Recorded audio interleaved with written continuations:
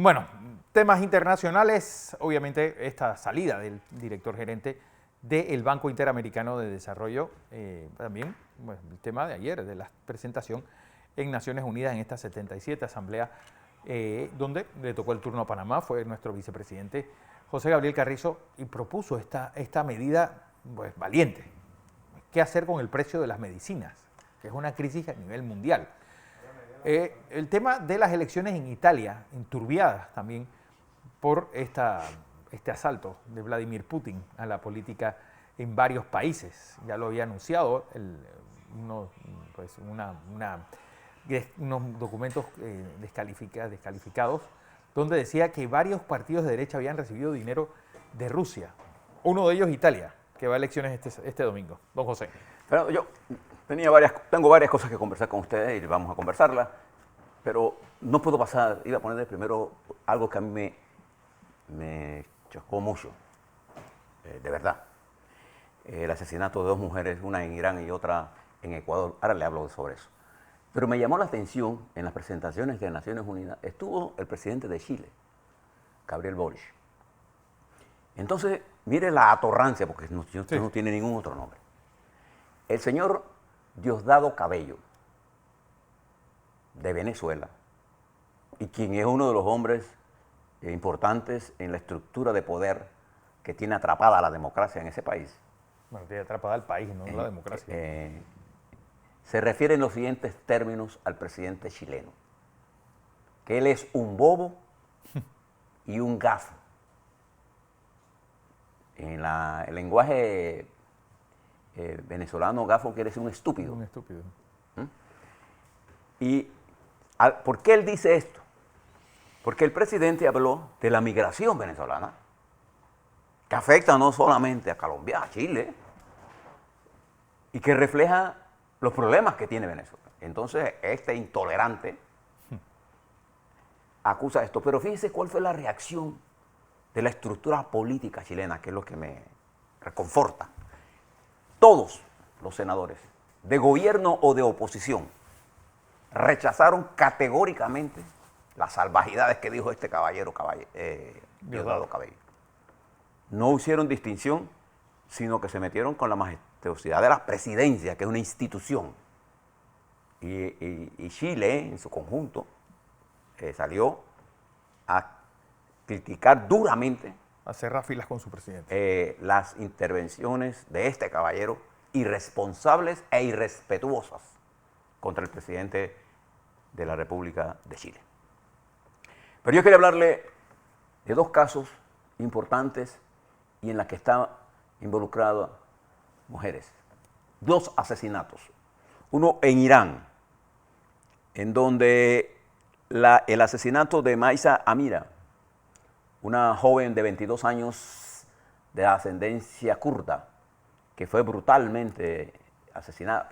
La policía iraní, la policía de la moral, porque ella aparentemente no tenía el velo bien puesto. La llevan a la policía. La policía dice que no, que ella murió en un aeropuerto, se murió de un infarto. La gente vio cuando la policía se la llevaba y la torturó. Después la soltaron y se falleció.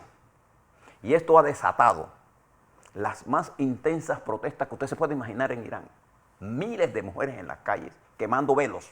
Y cortándose el pelo. Y cortándose el pelo. Es impresionante lo que está pasando en Irán. Fíjate cómo un elemento estalla una crisis social que ya venía en desarrollo. La primavera árabe, ¿cómo empieza? Pero así, pero fue este fue el detonante. El detonante. De una de las, desde la revolución islamita, no había tal nivel de protestas en Irán. En este momento continúan y hay más ya de 21 personas muertas por esta policía de la llamada policía moral, que simplemente es... O guardianes de la revolución. Simplemente lo que es una policía represiva. Represiva y opresiva de las mujeres. El otro fue el asesinato en Ecuador de María Belén Bernal, la esposa de un teniente. Ella fue a visitar a su esposo a una escuela militar en las afueras de Quito. Después de varios días la mujer no aparece.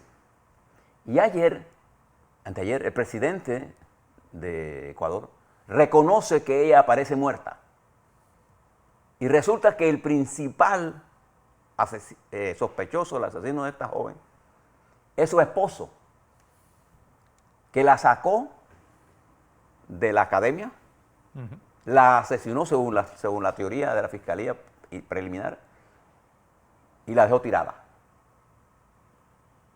Y ahora el problema, esto generó unas manifestaciones en Ecuador, porque el problema que tiene el presidente Lazo, ¿cómo es posible que nadie se dio cuenta en esa, ocultaron que él salió y la metió en el carro y él salió con ella y esta mujer es brutalmente asesinada? Es madre de un niño. 2 procesos en 2 mujeres que están creando un gran impacto, una en Irán y otra en Ecuador. Y ahora en el contexto global, el debate, les dije a ustedes, se trasladó de Inglaterra a Nueva York.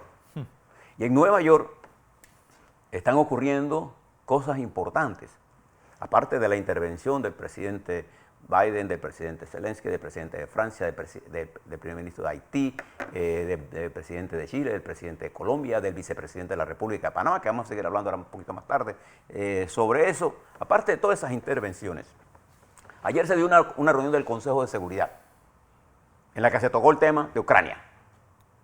Y apareció el señor ministro Lavrov, disparó lo que iba a disparar y salió y se fue, huyendo. Pero en el seno de eso se está dando reuniones. El Consejo de Seguridad advirtió a Putin de que no iba a tolerar lo que está ocurriendo en este momento. Putin quiere llevar un referéndum en medio de la guerra en el Donbass para que esas regiones se declaren rusas. Empezó hoy el referéndum. Sí, el referéndum es ahora. Es una farsa lo que hay ahí. Primero porque Putin no domina el territorio. Entonces, él va a contar lo que tenga que contar para convertirlo en territorio ruso y poner sus armas nucleares ahí. Eso es lo que está pasando. El mundo ya rechazó esto. Esto es una intervención. Y fíjese lo que ha ocurrido. Se ha producido una polarización. China se distancia de esta propuesta de ampliación de la guerra, de intervención de Putin. China. Y ayer se reúne la canciller de Australia con el canciller chino. Y la canciller le expresa al canciller chino que ponga todos sus recursos y sus esfuerzos para impedir esta torpeza. China ha tomado un nivel de distancia de esta nueva ofensiva militar y política y de desprecio a la paz que Putin tiene. Y en boca del Departamento de Relaciones Exteriores, del Ministro de Relaciones Exteriores, ha expresado que solo se puede resolver esto respetando la integridad territorial de Ucrania. Esto ha distanciado a Putin de China, de India, de Turquía, y lo dejas con 5 o 6 países en donde él está metiendo dinero. Y una de las cosas que vamos a ver el domingo es la cantidad de dinero que se está metiendo en Italia, para que un gobierno ultraderecha gobierne y rompa la unidad. ¿Qué hizo Europa ayer? Bien, aparte de la reunión del Consejo de Seguridad, Europa se reunió y amplió las sanciones contra Putin. ¿Qué hizo Alemania? Condenó las intenciones de Putin de meter un referéndum con una media ocupación. ¿Y qué ha pasado en Rusia? Este llamado de movilización de Rusia ha hecho que se dé un reclutamiento express. Es decir, gente pro Putin de las estructuras militares que quedaron, que estaban en reserva, han sido llamadas rápidamente para movilizarlas. Mientras la población comienza a salir huyendo de las ciudades grandes de Rusia y se producen los primeros encuentros de enfrentamientos entre los rusos por la paz, además que consideran a Ucrania un hermano y consideran que la intervención en Ucrania es un desastre de Putin.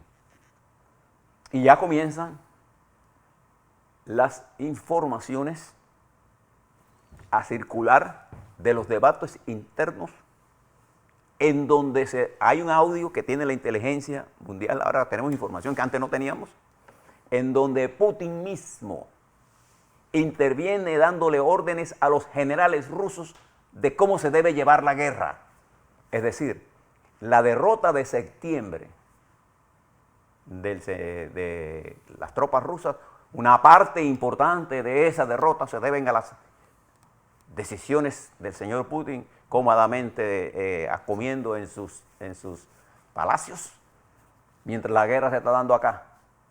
Y una de las ventajas que miles de kilómetros de distancia. Mientras los ucranianos tienen una libertad operativa, funcional, es decir, la guerra, para los que saben de guerra, tiene cuestiones geopolíticas, geoestratégicas, estrategias, pero tiene una táctica operacional en la que la decisión de avanzar, retroceder, moverse de uno a otro lugar, el sargento mayor o el teniente, el responsable de ese pelotón o de ese núcleo, tiene la capacidad de decidir hacia dónde corre, siempre que esté dentro de las reglas estratégicas. En Rusia, la teoría es que hay que pedirle permiso al general. Bueno, había que pedirle permiso al general Putin.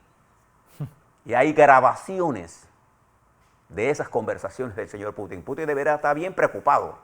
Como agente de la KGB deberá entender cómo es que a mí me están interviniendo. ¿Y quién de los que está con él? Esto comienza a generar paranoia. Todos estos jefes de inteligencia se vuelven locos. Ellos mismos, como ellos inventan mentiras, entonces compran las mentiras como verdades. Y se imagina el señor Putin dirigiendo la guerra desde Moscú, donde sea que esté escondido, porque él no está en un solo lugar. Y ha mandado ahora a los jóvenes, y hasta 60 años, no tan jóvenes. Sí, no tan jóvenes. Y se calcula que va a tratar de recuperar 500.000 para reforzar sus fronteras y para dar una ofensiva general para mantener el referéndum falso que se va a hacer en el día de hoy, Fernando. Entonces, en el medio de esto, se está produciendo los siguientes eventos económicos que usted le tiene que prestar atención.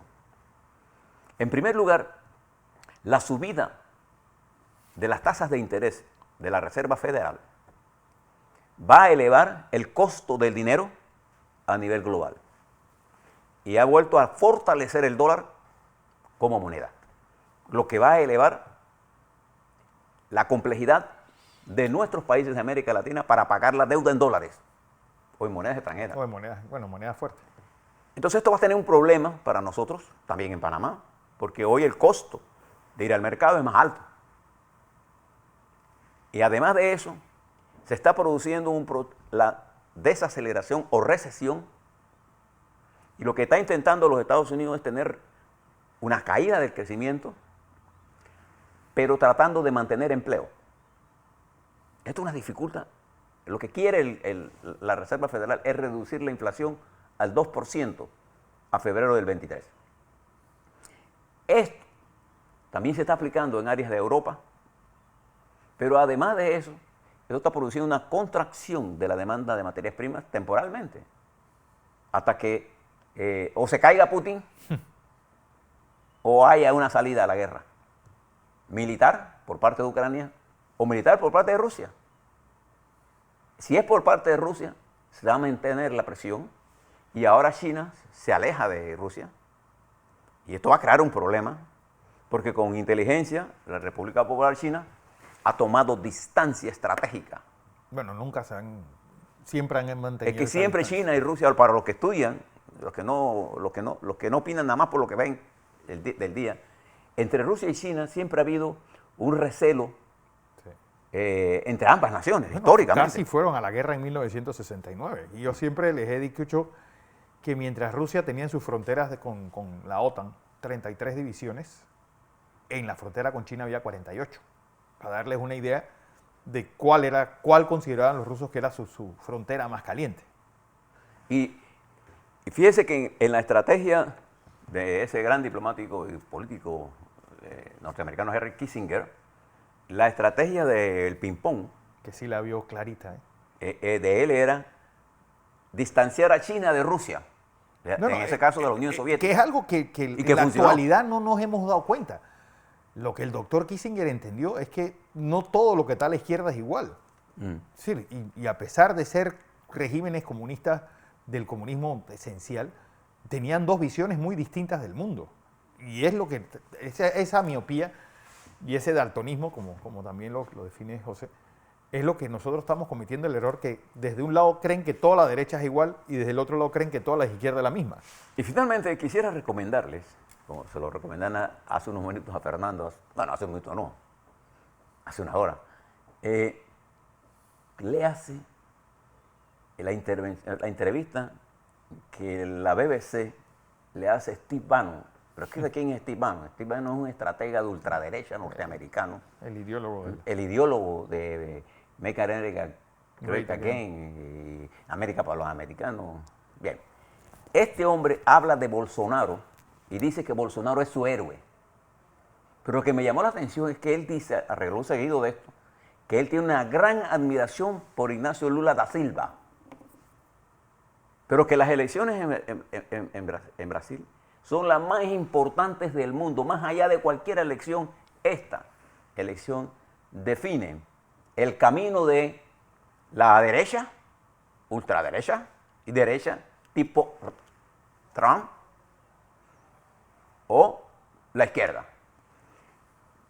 Es importante que se lo lean, porque estos son los argumentos que están en los sectores más conservadores del mundo y que se juegan este domingo en Italia.